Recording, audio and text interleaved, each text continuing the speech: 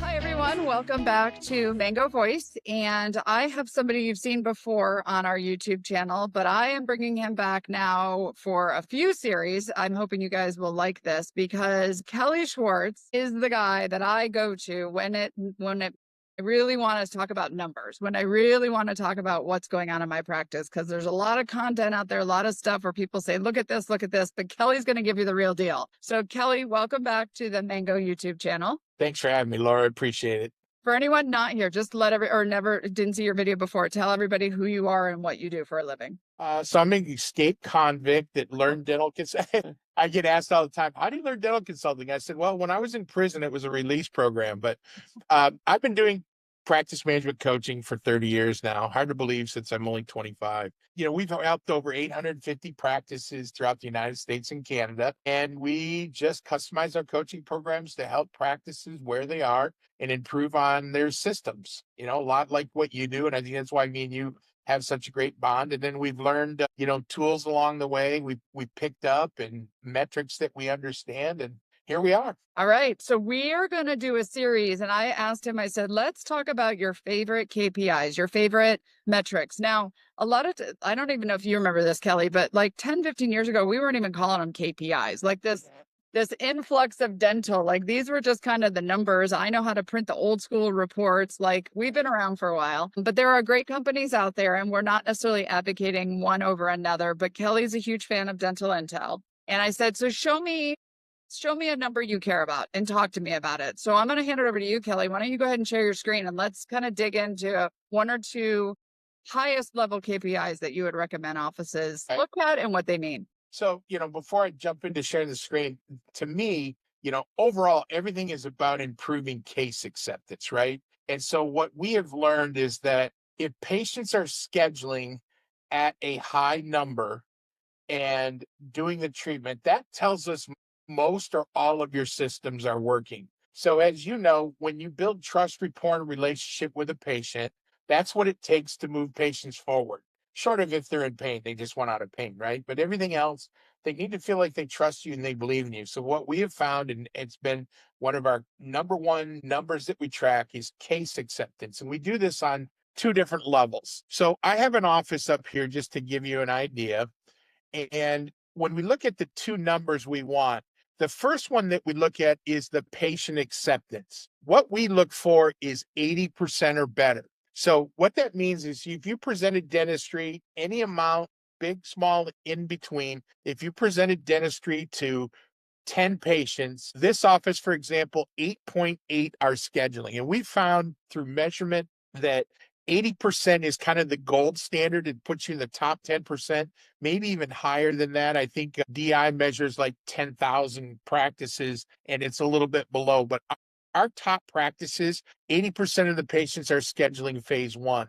The second number we look at is of the dollars we present, we want to see 50% moving forward. So in other words, if you were my only patient for the day, Laura, and I told you you needed 4 crowns, right?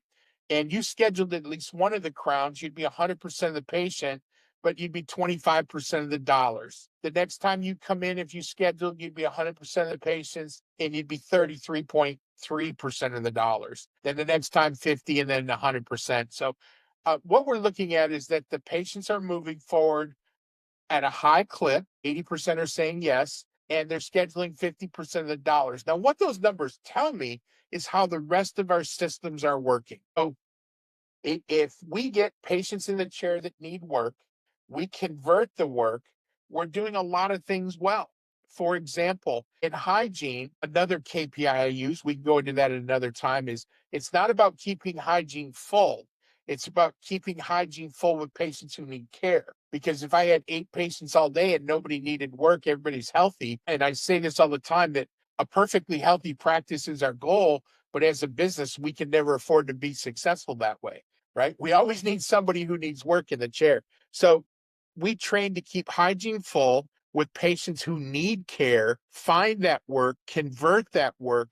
And if we have a high case acceptance rate, it should mean that we're also overcoming the financial obstacles. Because if they're scheduling, doing the work, and assuming you have those tools in place, you've got patients that are paying their bill. If they're showing up and doing the work, we're having less cancellation and no-shows. So these are really the metrics that we use behind it. Now, yeah, I'm a fan of DI. This is like, I don't know if you had a favorite bowling ball, or if you're in sports, your favorite bat, DI just happens to be our tool that we groove with. But one of the things that, as you know, we have the ability here, and Laura, I know you're familiar with scorecards, and I want to show everybody who's watching. We are tracking right now 80 plus active clients that we have. And we're able to see all their important numbers across the board. Our 80 practices have done over 40 million in dentistry already. This is just this year in the first quarter, servicing over 162,000 patients. So we've got a really good baseline. But if you look here at the dollars presented to the dollars accepted, we're at 46%. Now our goal is 50, so we're a little behind year to date. But on our patient acceptance, we're ahead of the game. We're at 82%. And if we sort right here, highest to lowest, I've got some that are 92% year to date, and 100% of the patients are scheduling at least something. Now, I know this is a pediatric ortho practice, a little bit different, but it's still really impressive. 98% of the patients are scheduling phase one on over 1,300 patients. So it's not a fluke. It's the systems. It's a really solid benchmark to tell you where your practice is performing.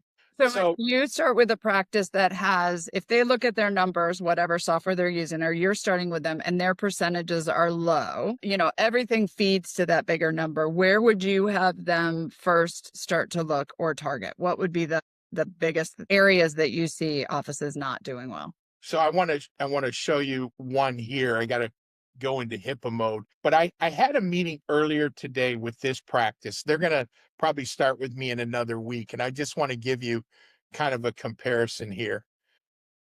But let's take a look. They're not working with me. They're not an active client, but we're looking at their numbers. They have just over 2,000 active patients, I believe they have. Yeah, 2,400 active patients. Now, given the numbers I gave you, the 80-50, Laura, what do you think would be kind of average, if you will? No systems, no nothing. Where do you think they might fall? Oh, I don't know, maybe 50%? Yeah, you would hope, but less than 50% of the patients are scheduling phase one, and only 16% of the dollars. Wow. Right? So this is where, we kind of live, if you will, and why we improve this. So I'm sorry, what was your question?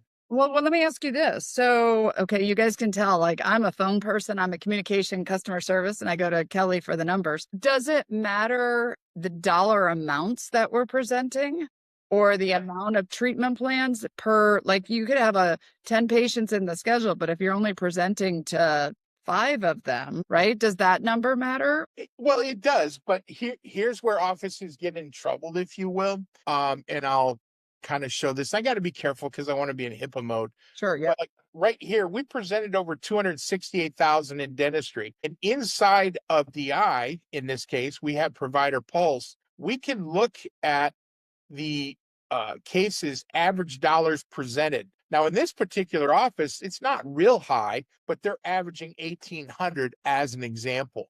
Now, where this becomes really important, Laura, is if I have an office that is, as we said, has a hygiene department with, let's say they have 2, 3, 4 hygienists, and none of those patients all day long need work, you're not going to find much. Therefore, you're not going to convert much. Therefore, so yes, it matters. Now, I have offices that are very high end. They do a lot of implants and, we'll say restorative elective dentistry, if you will. And what I find is that, yes, you diagnose a lot more. People are coming in and wanting it.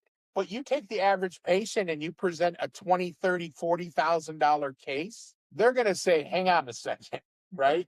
That's a lot of money. So the dollar amounts found are important. And we can take a look at like this office right here, and we'll go into, and this is one of the things I really like. We can see right here what was presented versus what was scheduled. So here's an office. They presented $11,000 on this patient, but only 525 moved forward. Chances are on this patient, they're trying to build some trust. So Laura, we can agree that you have a lot of work to do, right? You say, yes, let's do this 1, 2, see how you like us, and then we can talk about everything else. But when we're looking at the dollars presented and what's scheduling, I mean, this one was a 6,000, went to 6,000, and there's a lot of little stuff. And sometimes it's a tooth at a time. I'm going to challenge you on that. And so I'm glad we're doing this, or just question this, as I'm not a dental consultant. So I don't go in office. I don't go through the numbers like this. But one of my initial thoughts were, if I'm really looking at that, I would also be concerned about how insurance driven my team is, or the culture. Because if we're only doing a $500 or $1,000, and then the next thing accepted is a year from now, because that's what the insurance covers, I'd be a little worried about the office being insurance driven. Do you find that also? I find that what we teach, Laura, is that we never diagnose the pocketbook. We always diagnose the need. Insurance is an obstacle the patient has to care, not us. So in a case where, yes, I presented 10,000, they only did 1,000 because that's all their insurance based. We don't bring it up that way. We let them know that, Laura, can we agree that you need a lot of work? And so we can do this a tooth at a time, a quadrant at a time, or we can do the whole mouth. My job is to share with you what you need. Your job is to tell me how fast you want to get it done. And if you were to say, well, my insurance only covers, well, we understand that. We'll help you maximize your benefit, but the needs in your mouth are greater than your insurance would cover. And so let us help you find a way. And we could use outside financing, we could do payment plans, et cetera. So an analogy I might say to a patient like that is, you have insurance on your car, correct, Laura? Yeah. But if you forget to put oil in the car and the engine blows, does insurance cover it? Not at all. No. And so if you don't come in for your regular cleanings or perio or do the work, your teeth are going to fail and your insurance is still not going to cover it. So the other, which is one of our keys to success with case acceptance, is let's take a typical role play. And I know you're one of the best at this. I mean, you're probably one of a handful, very small handful, maybe half a handful of people I listen to and take advice from. But if a patient were to turn to you and one of your teams that you used to coach, and they say, yes, I need 2 crowns, what's that going to cost? How would you coach them? What would you say? So if the patient's asking? Yeah, the patient asks the hygienist or the doctor, what are those 2 crowns going to cost? How would you maybe handle that one? Well, I mean, the one thing I would teach is the doctor shouldn't be afraid to talk about money. The hygienist shouldn't be afraid to talk about money. What I wouldn't do is send them up to the front desk. What I wouldn't do is lead with insurance. What I would do is I'd probably round up and close them on the idea, the high level, close them on the concept, because then when they get brought to the front desk, we're going to give them the real number and it's going to be less than that. So one of the things that we teach, it's a little different. And that's fantastic. I love this because there's not one way for everybody. So, but I'm gonna try to drop the mic on you. So when you ask me as the doctor, Laura, you say, Kelly, what's that going to cost? I'll say, well, Laura, if you're asking me what it's going to cost, doing nothing is going to cost you the tooth. It could break, fracture, and cost you time, money, and discomfort. But if you'd like to know the fee is this. So the cost of doing nothing is way greater than the fee. And right. So we and then the other part of that is we address what is it that you want, not telling you what you need. So when I've got that cracked, fractured, broken tooth, and I'm really big on use of the intraoral camera. So we have my little files here. So when we have our tooth, the worst case kind of thing, because patients, when I show them this, I don't tell them, well, you have a broken cusp and you need a crown. right. I ask them, do you see this broken tooth? Would you agree that this filling covers more than half? And then I ask them, what do they want? Or do you want to save this tooth? Do you want to prevent it from breaking, fracturing, getting worse? Do you want to save time, money, and discomfort? Well, then you're going to want me to do a crown in the next couple of weeks. Because when I tell you you need something as an adult, nobody likes to be told. First pushback. If your husband said, I want you to have dinner on the table at 5 o'clock, you're going to say, well, you better stop and get it. But if he asked, Laura, I had a long day, would you mind having dinner? It's a question. So when I tell patients they need work, they push back. But if I ask them if they want to save the tooth, save time, money, discomfort, that all starts to come into that. We make decisions based on emotion. I mean, absolutely not based on the fact. So many dentists I say, and sorry if you're a dentist listening, but verbal vomit, let me just prove to you, let me give you my dental degree of why you need to do this. And let me show you the 6 angles of this tooth and all of the stuff. And it's like, and then we send in the front desk and then they present the dollar amount and the patient hasn't even expressed a want for this, right? So I agree with that. It's so many times we find, and again, as part of our coaching, we teach a system called the TCI, which stands for Total Care Interview, right? And nobody cares about how much you know until they know how much you care. You've heard that one. So we teach the teams how to ask questions in an order that helps the patient understand, but it helps us understand what they need and want, because understanding is really the key to communication. And if I don't understand you as the patient's frustration, how is that patient going to have enough trust in me to move forward? Right. So going back to our original numbers, if we're not hitting this 88% and this 50% here, then we have a breakdown in the way we're presenting cases. Right. Now, if our numbers are high, but we're not hitting our production numbers, like this office did 284. If our goal is 300 and we fell short, then we look at, are we putting the right patients in the chair? All right, that leads us to the next one. We're gonna mic drop right there. That's the cliffhanger for the next ones. The one thing that if you can go back down the restorative where you were saying like the 88% right there, the biggest thing that I'll kind of end the video with this is I hear dentists and team members all the time giving me excuses. It's the economy, it's competition, it's the patients have low dental IQ. It's all of these things, right? So if you can't look internally and see where your systems are broken, if you look at these numbers and you're like, oh, it's all these other reasons, then the problem is not, it's more of an internal issue, right? So are you showing us, oh, you've got a slide This here. slide is, the reason people don't come back. Only 9% are because of fees. Another 9%, they maybe build another relationship or go for a second opinion. 14% are unhappy with the dentistry itself, product or service. But 68%, Laura, is because we don't care or follow up with that patient and let them see that. And that's a Stanford University study, right? And so along with this, if you think about it, if I presented $15,000 worth of work to you, you're not going to decide that on the spot unless you came in wanting a makeover, right? Yeah, right. It's not like it's Botox or, boob lift. Yeah. Right. It's a little bit different, but you're going to have to think about it. So I share with you what we can do and how we can prevent it. It's so important to have a system to follow up with that work. Yep. So, Andrew Vallow, right? Yeah. Yeah. So Andrew and I did a podcast with him and Matt. One of the things I was talking about is our unscheduled treatment. So anybody who says no to treatment, we follow up with a letter 10 days later with a intraoral camera photo, and we have verbiage with that. Because when a patient walks out the door and my team just call and say, hey, Dr. Laura was looking at your chart. She wanted to know if you wanted to schedule. The patient feels like it's just about the money. So we put together a nice letter and say, hey, Laura, I'm worried about the stuff we talked about. If it gets worse, breaks, fractures, etc. So when I send that letter out, then I follow up with a call. It's like, hey, Laura, did you get the letter from Dr. Anna? She's really concerned about you. It's not about getting you scheduled. It's letting the patient know we care. And so all these systems are what makes these numbers top performers. I joke about this all the time, that if your team are not friendly, polite, and courteous, right, you're not going to come back. So one of the Schwartz sayings that I used to say is that you got to treat every patient like they're your only patient or they will be, right? Exactly. Yep. Yep.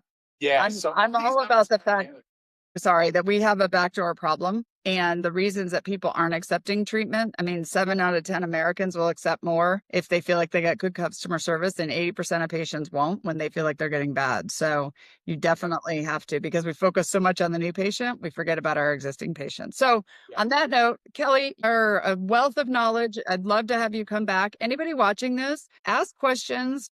Challenge Kelly. He would love to hear what your questions are and what you think. And then let us know what other metrics you want to look at, what other statistics, because this is the person that we're bringing in here to help break this down. So Laura, on our website, our last blog is about 5 numbers every dentist must know. Just came out a couple days ago. Now, overhead and all that kind of stuff is important, but first key metric, you're not going to be profitable if you don't have high case acceptance.